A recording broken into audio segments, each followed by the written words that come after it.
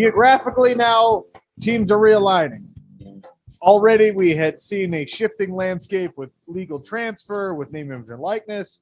Now there's actual shifting, right? If you go back to when you were in elementary school and you were learning about the dinosaurs, right? And Pangea, when the continents were all kind of stuck together, and then we watched them slowly spread out.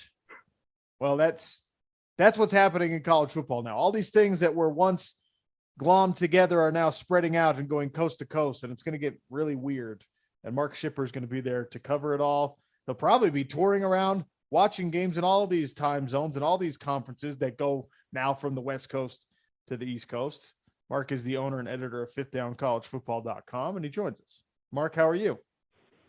Hey, I'm good, guys. How are you doing? That was a great Pangea reference right off the top. You gotta get one in every show, Pangea reference. You know? All right. So look, you're from California. Now you're based in Big Ten country. California is now Big Ten country as of 2024. How strange is that when you hear it come out of my mouth? Yeah, I'll tell you what's even wilder is I was born in Iowa City. I grew up in Minneapolis, and then I went to school at UCLA.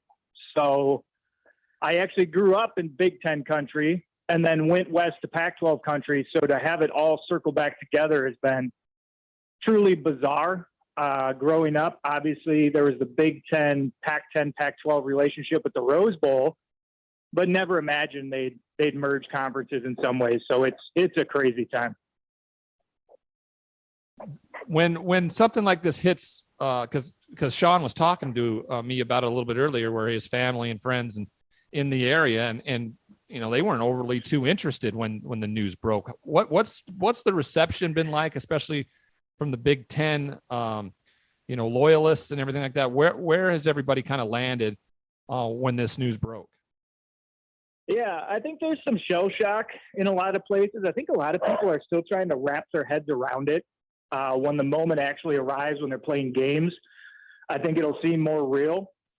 I can tell you the reason I was born in Iowa City is because my dad and a lot of my family went to the University of Iowa and come from that state. So when I called my pop and told him about the news, he didn't know what to say. He just kind of said, unbelievable. So that's a personal experience. And then across the landscape, like I said, I think people are just trying to adjust to it. It's going to be strange. All right. So before we adjust to this new reality that takes place for the Pac-12 in 2024 and in the Big 12 in 2025, there's more speculation and rumor about further realignment. And it seems, and this is something I ranted against on the show today and on the show last week, and I'll probably do on the show next week. But it seems to me that, you know, all the decisions are being made based on television market size, revenue, and things that are actually in a practical sense, not part of a college football fan experience, not part of a college football player experience. I guess somewhat indirectly, they're part of a college football coach experience because of salaries and all that kind of stuff. But what's the best way for us to adjust, for people like myself who hate it, to adjust to the idea that our college sports and college football specifically moving forward is just going to be dictated by the dollar? And not that it hasn't been that way for a long time, but even conference alignment now is dictated by the dollar. How do we embrace this effectively and not feel like it's a diminished product in some way? Yeah, it's a great question. I think it's going to be difficult. I think there's just going to have to be a lot of acceptance of what is and not what you want to be, which I've been kind of hardening my skin against for many years now. I think the thing to understand is that because of decisions made over the last 150 years, and more specifically the last 70 years since TV has been in the sport, is that it has slowly been transformed into a pure entertainment property. So the essence of the early game, what it meant to be a college football player, what it meant in American culture, has shifted. We saw the NFL surpass college football in the late 1960s when the Super Bowl era came to fruition. College in turn began chasing the NFL because the NFL got ahead on TV. And then through a myriad of other factors, college football has just become a semi-professional game, essentially. So what I think people should be optimistic and hope for is that as it settles down a little bit with the new alignments and TV contracts, is that we save as much of the roots as we possibly can. What made the game great, that we keep as many rivalries as we can, and we keep as much intact as possible.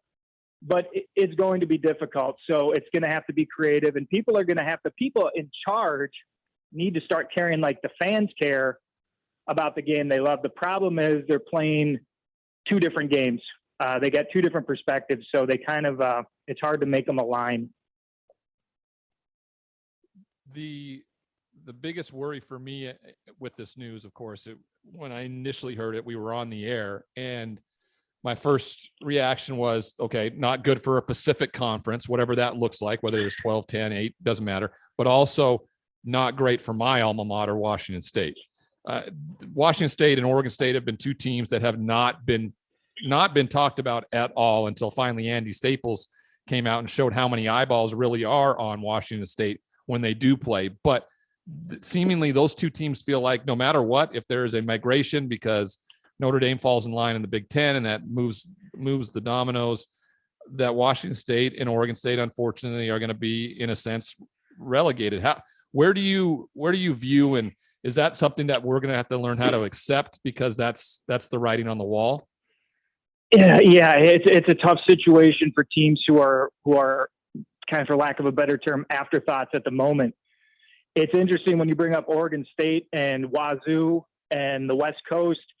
They've had this happen to them before. The old PCC, the Pacific Coast Conference, which is the forerunner to the Pac-12 we had today, they've decided to share each other's historical records, but they're two separate leagues. The PCC fell apart in 1958, and it reformed in 59 as this new thing that became the Pac-12. In those days, Wazoo and Oregon State were also left out of negotiations. It was run by USC, UCLA, Cal, Stanford, and Washington. And they were eventually invited back into the new league, but everything that happened without their input. So you're right. I saw that Staples piece about Wazoo. Of the remaining teams, what were they, second or third in TV eyeballs? They were way up there. Yep.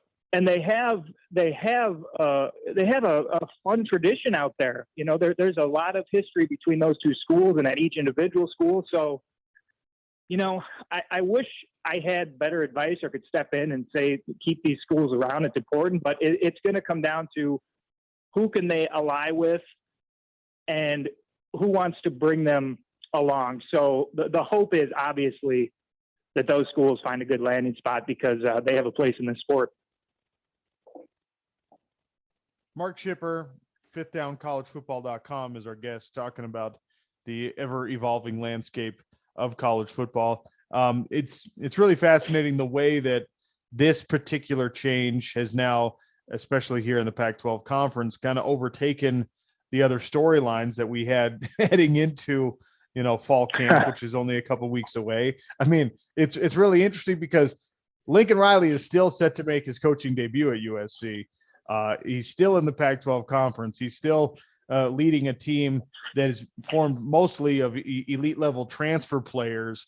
And we're talking about what USC is going to be in 2025 instead of where they're at now. So I want to shift that conversation back. Utah brings back a lot of individuals, brings back their whole coaching staff, except for the running backs coach and their defensive line coach. But this is a team with a lot of cohesion. I think when we get to Pac-12 Media Days, they're still going to be picked to finish first in conference and repeat as conference champions. But it appears USC is like hot on the heels in the opinions of a lot of people. Where do you stand on that power dynamic in what used to be the Pac-12 South? Yeah, I think Utah is the pride of the South still at this point. Most 8 guys back on offense, I believe. 6 guys back on defense. Like you said, the coaching staff, one of the best, if not the best, sort of gamer quarterbacks in the league. They know how to win. They're a salty bunch. They're a tough bunch. So I think they're clearly ahead of USC to start the season. USC has some high-end pieces coming in on offense and a great offensive mind at head coach. Defense is totally rebuilding. And if there was a knock on Lincoln Riley's teams at Oklahoma, it was that the defenses were soft and surrendered too many points. So I think USC is still vulnerable to being manhandled a little bit by a program like Utah. I think USC and UCLA are probably in pretty similar spots. UCLA will always be one of those teams that until you see them play defense, you won't believe it. And they're not bringing back many guys on defense. So I think it's Utah, USC, UCLA in kind of the second spot. And then behind them kind of falls out Arizona State, Colorado, Arizona, somewhere wrapping up the bottom in the South. That's how I see it. I've been having some conversations around what college football or what college athletics look like, right? I mean, what made it so special and what makes it so special for me is the pageantry, is the history, the innocence of sorts. Is that ultimately going to be taken away because not of only NIL that exists, okay, but the movement and the realignment of these conferences to super conferences where rivalries that once were no longer exist, that in this sense, Big Ten and Pac-12 Rose Bowls not exist. What in the ever-changing landscape of college football is this going to mean to, let's say, the legacy of what we've known for so long? Yeah, it's a big change. The way I've been looking at it is there's kind of rollover between centuries where the old century bleeds into the new century and then the new century begins. I've been saying the 21st century started in 2020. The COVID year kind of stripped a lot of the sheen off of college football in particular and exposed just how important its business operations were to college athletics. And I think that triggered a kind of sweeping effect. And what we're watching come to fruition is the 21st century in college athletics. So in some ways, all that stuff we loved that you just spoke on and the things that built this sport to where it was really inseparable from American history and culture. It was much more than a game. To be a college football player meant something in American culture, the universities, the traditions, the rivalries, etc. Some of that is going to have to go away. I don't think we can be naive about that. When you turn something into a pure entertainment product, the objectives are different. So some of the fans of the earlier generations may go away. I think there's a real danger that they lose interest in what's going on. And I think what the sport's betting on is that this next generation coming up, the kids who are going to turn on college football for the first time when they're 9 years old in 2028, aren't going to know that old game. It's going to be something in a history book, and they're going to fall in love with the new entertainment spectacle. So in a lot of ways, whether the sport knows it or not, they're kind of putting their money on that number and throwing the dice. So that's kind of how I'm looking at it going forward. Is it's a big change, and we're going to see how it shakes out. They're clearly betting on a different future. Mark Schipper for another minute or two here on Pac-12 today. It appears that the next domino that everyone's waiting to fall is Notre Dame when it comes to all this realignment stuff. And, we've seen the numbers, and I'm curious whether you have any insight as to whether Notre Dame is ready to join a conference or they're just going to use all this as leverage to get more money from NBC. Yeah, always a combination of things. I think Notre Dame, I've always said about Notre Dame, they will go to a conference when they're leveraged into one, when there's no other options, because otherwise, why not? They have a extremely unique tradition in this sport, and they stand alone in many ways. So there's no reason for them to give that up so long as it's profitable to them. But as I was just talking about the 21st and 20th centuries, I think Notre Dame's independence is going to end up being a relic of the 20th century. I think they're going to have to join a league. And I do think that league will be the Big Ten. And I think what's going to get them in there ultimately is access to the TV revenue. They're not going to be able to keep up on their own. They're going to have scheduling problems. And it's not going to work like it has in the past. And then I think the postseason, which really beyond doubt, they're going to expand and turn into a postseason playoff type format at some point. Notre Dame's not going to be done a lot of favors in terms of getting in with an independent schedule and no league title game, et cetera. So I think they end up in the Big Ten for those reasons. And yeah, that's kind of where I stand on Notre Dame. Going to be fascinating to watch how all this plays out. You had an epic college football tour last season. What's that going to look like this year? Have you already planned out your attendance, your map? You know what? I haven't done it yet. Last year was just, I called it the Odyssey, and it really was. It was 15 weeks on the road. I toured the country. And for a large part for what we're talking about right now, I said college football is going down the old roads for a final time, and I want to be part of that in person as much as possible. So I made the big Odyssey last year. This year, I'm going to do a little bit of supplemental stuff, catch some home games I didn't catch last year, potentially attend the national championship in Los Angeles. I did not go to the national title game last year for various reasons.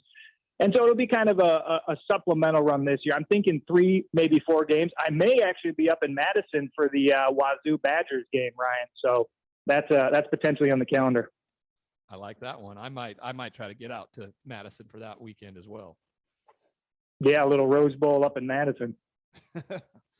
You got to get as many of those Rose Bowl matchups as you can now before That's it all right. goes away.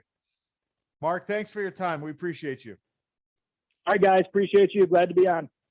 Mark Schipper, fifthdowncollegefootball.com, at fifthdown.cfb on Twitter. And that's a 5 th for fifth. Don't spell out fifth. All right. Because it is all about media rights, and that's the best way to keep this league together, we'll talk about some of the numbers projections for the Pac-12 conference that came out regarding potential media partnerships and what that means for the schools who, for now, are committed to remaining behind. Sean O'Connell, Ryan Leaf, Pac-12 Today.